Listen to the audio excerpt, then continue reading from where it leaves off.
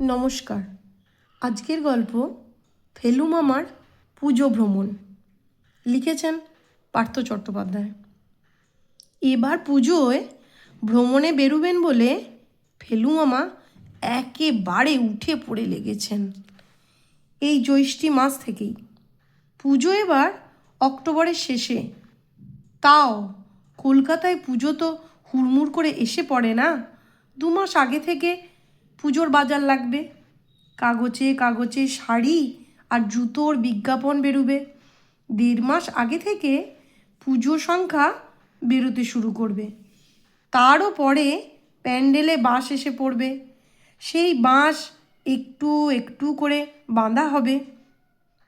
রোববার করে চাঁদার খাতা হাতে পাড়ার দাদাদের আবির্ভাব হবে। তবেই না আমাদের পুজো। এই গরমে যখন সেদ্ধ হচ্ছি, যখন কলকাতার অর্ধেক লোক দীঘা, পুরী কিংবা দার্জিলিংয়ে, সেই সময় পুজো ভ্রমণের সব প্ল্যান শেষ ফেলু মামার। আর সেটা জানতে পারলাম ফেলু মামার বাড়িতে যেতেই। দেখি ফেলু মামা ঘর্মাক্ত কলবরে পুরনো সুটকেস গুছোচ্ছেন। কতদিন যে এই সুটকেস ব্যবহার হয়নি কে জানে। ভেতরে 1000-2 আরশোলা কলোনি তৈরি করেছে।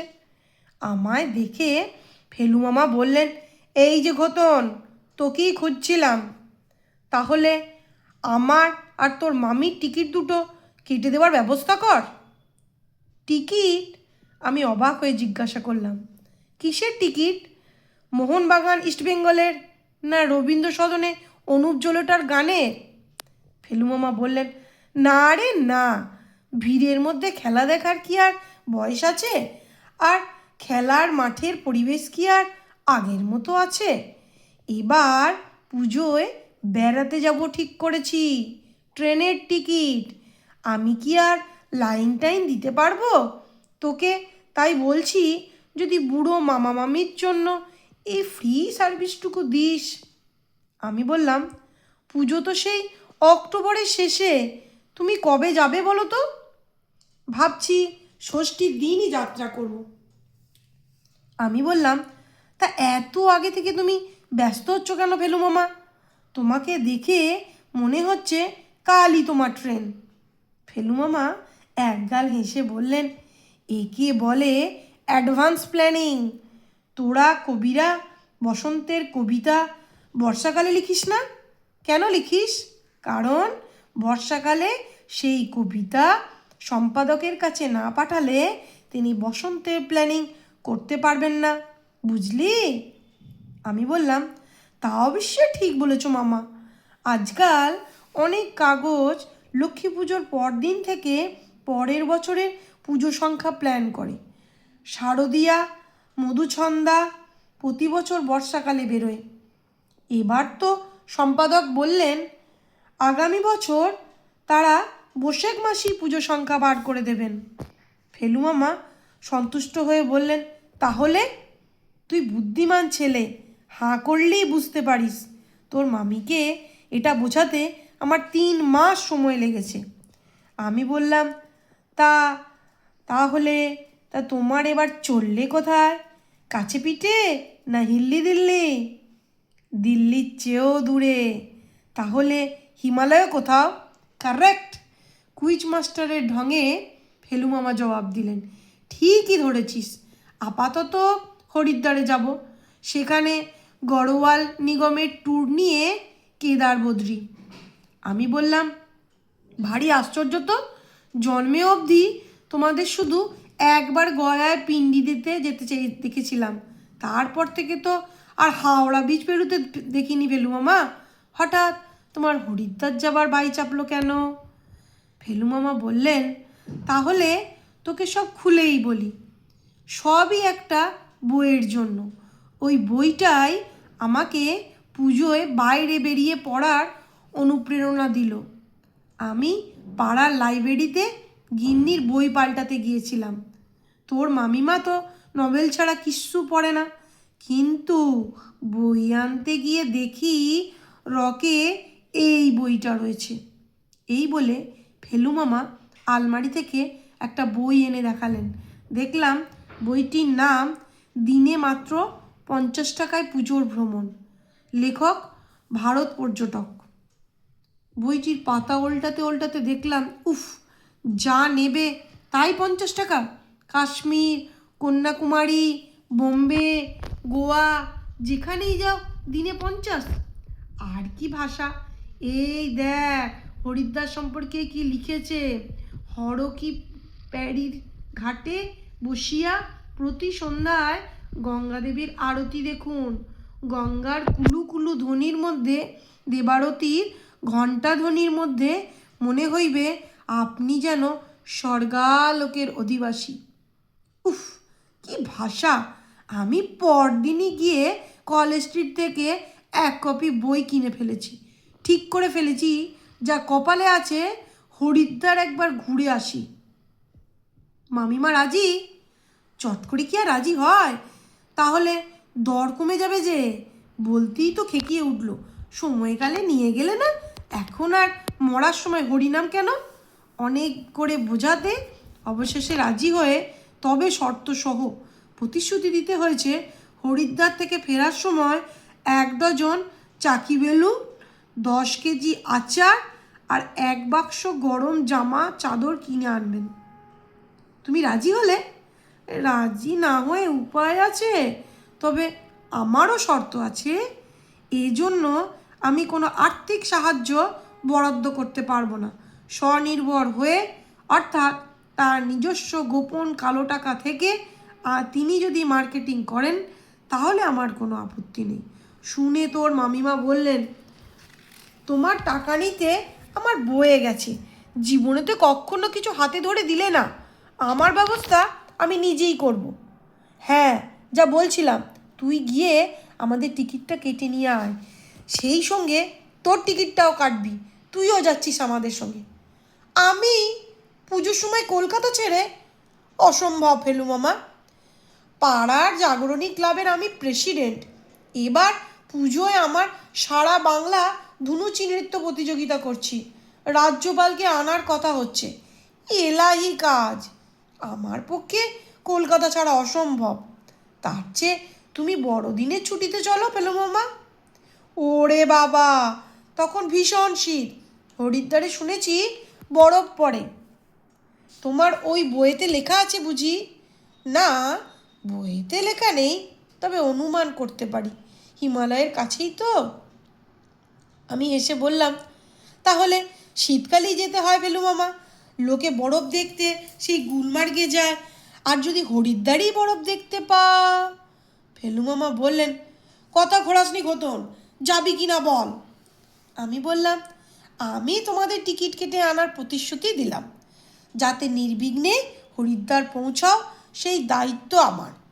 ফেলু মামা আশ্বস্ত হলেন, বললেন, হরিদ্বারে থাকবে কোথায় ঠিক করেছো? ফেলু মামা তাড়াতাড়ি বইটার পাতা উল্টে একটা জায়গায় এসে থেমে গেলেন। এই যে হোটেল ও ধর্মশালার লিস্ট। লিখেছে, হরিদ্বারে আসিয়া রাত্রিবাসের অভাবে কেউ ফিরিয়া গিয়েছেন এমন ঘটনা বিরল। এখানে অন্তত শতাধিক হোটেল ও সহস্রাধিক ধর্মশালা আছে। নির্বিঘ্নে কয়েকটি নির্বাচিত সুলভ বাসস্থানের ঠিকানা দেওয়া হইল। হনুমান যাত্রী নিবাস, হোটেল জম্বুমান, হোটেল গঙ্গারাম। আমি বললাম, বোধহয় এটা বাঙালির হোটেল হবে, নাম শুনে তাই মনে হচ্ছে। সেই যে সুকুমার রায় লিখেছেন, গঙ্গারামকে পাত্র পেলে শুনতে চাও সে কেমন ছেলে। মামা বললেন, পবিত্র বাঙালি হোটেলও আছে, দিদি জামাইবাবুর হোটেল, দিনে মাত্র 30 টাকায় নিরামিষ আহার সহ ঘর, স্টেশন রোড, হরিদ্বার। তোর মামি তো দিদি জামাইবাবুর কাছেই উঠবে ঠিক করেছে। কিন্তু ফেয়ারলি প্লাসের 2 ঘন্টা কাউন্টারে দাঁড়িয়ে টিকিট কাটতে গিয়ে শুনলাম, আপনি তো যাবেন মশাই অক্টোবর মাসে। আমি না, আমার মামা মামি। ওই হলো 14ই জুন, আপনি আজ টিকিট কাটতে এসছেন? পাবো না? অগ্রিম আসন সংরক্ষণের ব্যবস্থা নেই? থাকবে না কেন? যেদিন যাবেন ঠিক গুনে গুনে তার 2 মাস আগে থেকে অগ্রিম টিকিট দেওয়া হয়। আপনি আগস্ট মাসে হিসেব করে আসবেন। পিছন থেকে একজন মন্তব্য করলো, দাদা ইনকোয়ারি অফিসে যান, এখানে অত কথা জিজ্ঞাসা করবেন না। আরেকজন বলল, ছোকরা কে রে রেমো, বড় হেজাচ্ছে, আরে ভাই কেটে পড়ুন কেটে পড়ুন। তাড়াতাড়ি কেটেই পড়ি লাইন থেকে। ফেলু মামা সব শুনে হিসেব কষে বললেন, 20শে আগস্ট পড়ছে সপ্তমীর আগে ঠিক 60তম দিনটি। তোকে আগে থেকে বলে রাখলাম ঘোতন, 20শে আগস্ট মনে রাখার কোনো অসুবিধা নেই, 15ই আগস্ট স্বাধীনতা দিবস ঠিক তার 5 দিন পরে। আমি বললাম, তুমি নিশ্চিন্তে থাকো, এ ঠিক মনে রাখবো। ইতিহাসের সাল তারিখ মনে রাখতে পারিনি, তা কি হয়েছে? আর তার আগে তো মাঝে মাঝেই দেখা হচ্ছে। ঠিকই, 20শে আগস্টের আগে অন্তত 20 বার দেখা হলো ফেলু মামার সঙ্গে। একদিন মামির সঙ্গে দেখা গড়িয়াহাট বাজারে, হাতে প্রচুর জিনিসপত্র মানে পলিথিনের ব্যাগই গোটা 10, ছোট বড় নানা সাইজের। তাতে কি আছে মামিই জানেন। মামি রাস্তায় নেমে এদিক ওদিক তাকাচ্ছেন, বোধহয় ঝাঁকা মুটে কিংবা রিক্সার সন্ধানে, চোখ পর্যন্ত ঢাকা। আমি গিয়ে একটু গম্ভীর গলা করে বললাম, মাজি মুটিয়া লাগেগা। মামি চোখ নামিয়ে আমার দিকে তাকিয়ে হেসে ফেললেন, ঘোতন তুই, মুটে খুঁজছিলাম বটে, তবে তোকে পেলেও চলবে, মালগুলো ধর একটু। আমি হাত দিয়ে কিছু প্যাকেট ধরলাম। এর মধ্যে কি আছে মামি? আছে, অত দূরের জার্নি, হরিদ্বার, সেখান থেকে কেদারনাথ, বদ্রীনাথ, তৈরি হয়ে যেতে হবে না? তোর মামার জন্য তুলো দেওয়া কোট কিনলাম একটা, ভেতরে তুলো, ঠিক লেপের মতো, গায়ে দেবার কোট, আবার রাতে পরে শুলি লেপ। তোর মামা যা শীত কাতুরে, তুলোর কোট একালে কেউ পরে বলে তো শুনিনি।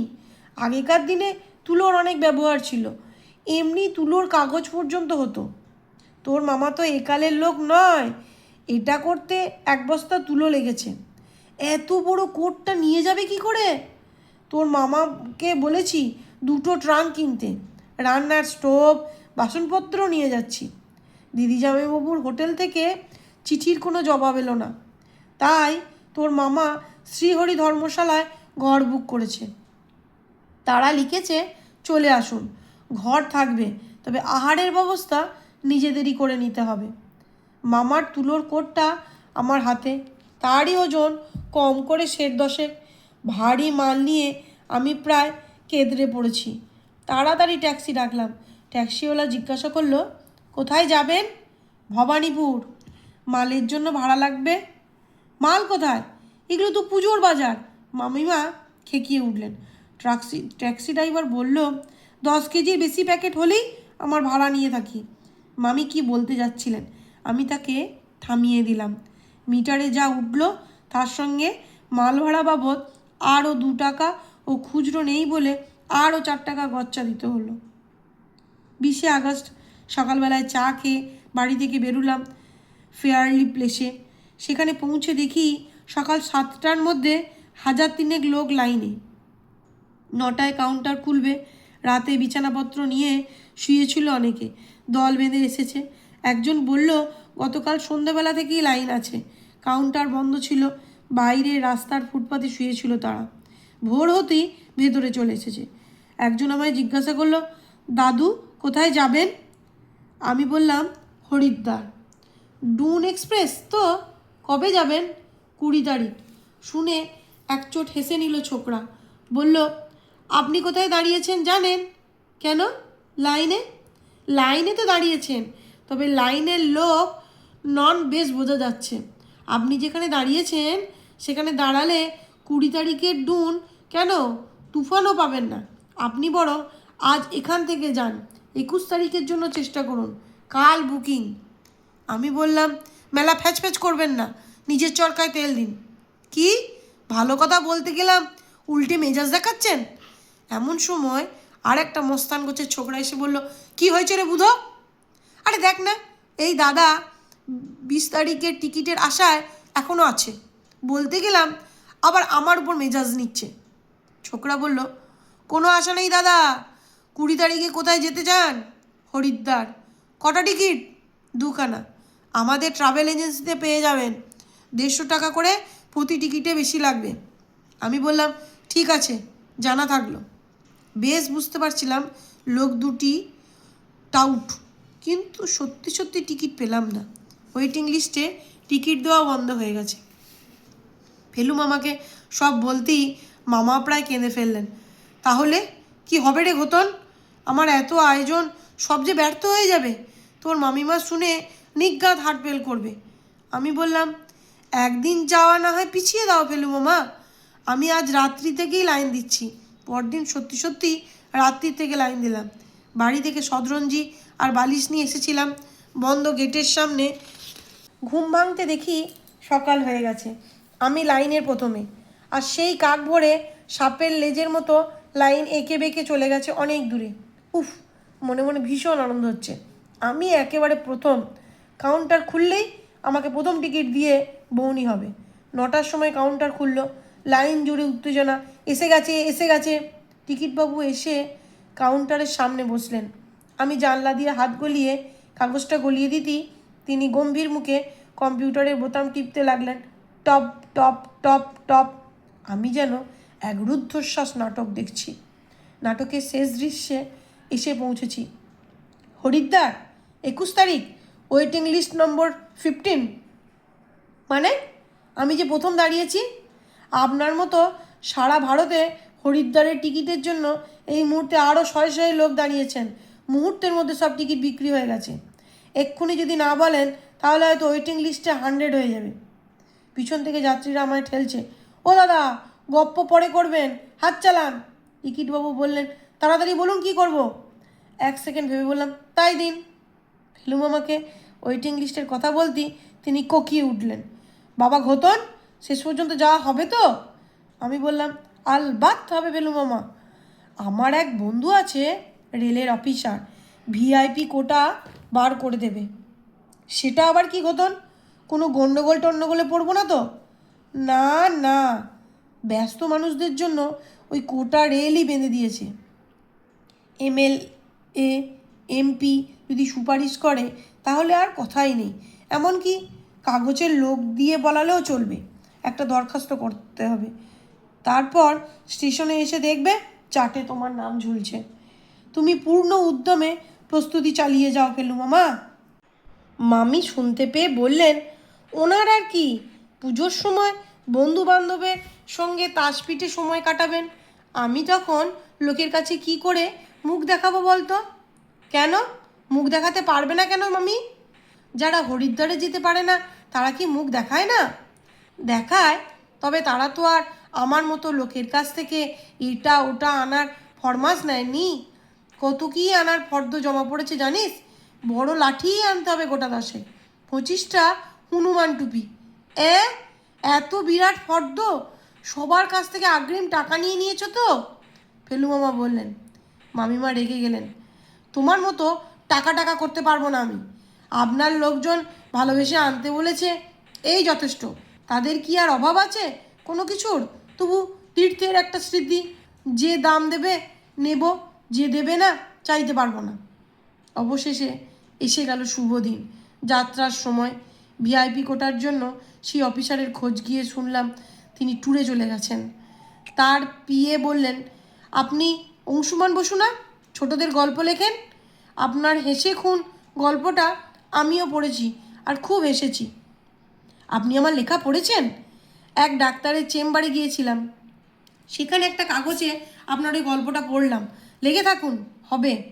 আজ্ঞে হ্যাঁ, লেগে আছি, আঠার মতো লেগে আছি। যেমন এই টিকিটের পেছনে লেগে আছি 3 মাস ধরে। আপনার সাহেব মানে মিস্টার পতিতুন কিছু বলে যাননি? আজ্ঞে না তো, তাড়াতাড়ি চলে গেলেন কি না। হয়তো বলার ইচ্ছা ছিল, ভিআইপি কোটা তো। তা তিনি নেই তো কী হয়েছে, আপনি তো প্রকৃত ভিআইপিদের একজন। আমি নয়, যাবেন আমার মামা। ওই হলো, ভিআইপির মামাও একজন ভিআইপি। যেমন ভিআইপি শ্যালক, শালিকা, মেসোমশাই, পিসেমশাই, এমনকি বাড়ির কুকুরও পর্যন্ত ভিআইপি। তা আপনার মামার টিকিটের ডেট, পিএন আর নম্বর লিখে দিয়ে যান। আমি লিখে দিলাম। এবার আপনি নিশ্চিন্ত মনে চলে যান। 21 তারিখ হাওড়া স্টেশনে চাটে দেখবেন নাম একবারে জল জল করছে। ফেলু মামা যাবার দিন দুপুর থেকেই তাড়া দিচ্ছেন। ভীষণ ট্রাফিক জ্যাম হয় হাওড়া ব্রিজে। আমি বললাম, ভবানীপুর থেকে হাওড়া স্টেশন, তুমি একদম ঘাবড়িও না মামা। কিন্তু ভবি ভোলবার নয়, মামার তাড়ায় বিশাল লটবহর নিয়ে হাওড়া স্টেশনে এসে পৌঁছলাম 6টা নাগাদ। ডুন এক্সপ্রেসের চার্ট লাগানো হলো, সঙ্গে সঙ্গে শয়ে শয়ে যাত্রী হুমড়ি খেয়ে পড়লো। কিন্তু কোথায় ফেলু মামা আর মামিমার নাম? তন্ন তন্ন করে খুঁজলাম, নাম নেই। উপায়? কুলি উপায় বাদলে দিল। রিজার্ভেশন नहीं मिला, एक काम করুন বাবুজি, আনরিজার্ভ ক্যামেরায় চলে যান। মাথা খারাপ? সেখানে উঠতে পারবো আমরা? সে দায়িত্ব আমার বাবুজি, কুলি আশ্বস্ত করে। বলে, আমি আপনাদের সাইডিং থেকে কামরায় তুলে দেবো, খালি গাড়িতে শুয়ে থাকবেন। ট্রেন যখন প্ল্যাটফর্মে আসবে, যখন ঠেলাঠেলি ভিড়, তখন আপনারা বাঙ্কে শুয়ে ঘুমুচ্ছেন, একেবারে হরিদ্বারে গিয়ে ঘুম ভাঙবে। আমি বললাম, তাই চলো হে ফেলু মামা। তা তোমাকে কত দক্ষিণা দিতে হবে? আমরা দুজন আছি, খুশ করে দেবেন। কত দিলে খুশি হবে? কুলি বলল, দুজনকে 200 করে দেবেন, একবারে শুইয়ে দেব, বুঝলেন না, রিজার্ভেশনের বাড়া। ফেলু মামা খ্যাচম্যাচ করতে যাচ্ছিলেন। আমি বললাম, ঠিক আছে ঠিক আছে, মিল জায়গা। যাচ্ছি তো যাচ্ছি, আগে আগে ছুটছে 2 কুলি, পিছনে ফেলু মামা। মামিকে ধীরে ধীরে আমি নিয়ে যাচ্ছি। রেল লাইন ধরে হেঁটে যাচ্ছি। কুলি বলল, আমি যেভাবে যাচ্ছি সেইভাবে চলুন, রাস্তা ভুল করলে ট্রেনে কাটা পড়তে পারেন। এই রাস্তায় যেতে গিয়ে রোজই 2-1 আদমি কাটা যায়। কুলি এবার নিয়ে গেল একটা কম্পার্টমেন্টের সামনে, খালি বগি দাঁড় করানো আছে, 2টো সন্ডা গন্ডা যুবক দাঁড়িয়েছিল। কুলি তাদের কানে কানে কি জিজ্ঞাসা করলো। লোকটা জবাব দিতেই কুলি বলল, হ্যাঁ বাবুজি, ঠিক ডিব্বাতেই উঠছি, এইটাই ডুন এক্সপ্রেসের সঙ্গে লেগে যাবে একটু পরে। লোক দুটোকে ইঙ্গিত করতেই তারা উঠে কি একটা ঘুরিয়ে দরজা খুলে দিল। তাড়াতাড়ি মালপত্র ও মামা মামিকে ট্রেনে তুলে ভিতরে ঢুকিয়ে দিল কুলিরা। জিনিসপত্র সাজিয়ে দিয়ে মামিকে বললাম, তোমার খুব ধকল গেছে মামি, বাঙ্কে উঠে শুয়ে পড়ো, আমি তোমায় ধরে তুলে দিচ্ছি। এই সময় নিচে থেকে কুলি দুজন বলল, বাবুজি ট্রেন লেট আছে, ছাড়তে 2 ঘন্টা দেরি হবে, আপনারা নিশ্চিন্তে ঘুমন, আমাদের টাকাটা মিটিয়ে দিন। কড় করে 200 টাকার 2টো নোট নিয়ে তারা চলে গেল। ফেলু মামা বললেন, বাবা ঘোতন, তুইও বাড়ি চলে যা বাবা, আমরা তো ট্রেনে উঠে বসলাম, এবার ঠিক চলে যাব। আমি বললাম, গুড নাইট মামা, গুড নাইট মামি। ভোরবেলা হঠাৎ ঘুম ভেঙে গেল, কে যেন বাইরে ডাকছে, গলাটা চেনা চেনা। তাড়াতাড়ি বাইরে এসে দেখি মামা মামি। এ কি, আপনারা যাননি? যেতে আর পারলুম কই। ফেলু মামা দীর্ঘশ্বাস ফেলে বললেন, ট্রেন এই ছাড়ছে, এই ছাড়ছে, ভাবতে ভাবতে ঘুম এসে গেল। ঘুম থেকে উঠে দেখি ভোর হয়ে গেছে, কিন্তু যেখানে রাতে ছিলাম সেখানেই রয়েছি, আর আমাদের মালপত্র কিছুই নেই, শুধু জলের বোতলটা ছাড়া। মামিমা কাঁদতে কাঁদতে বললেন, আর আমার পানের ডিব্বেটাও নেয়নি।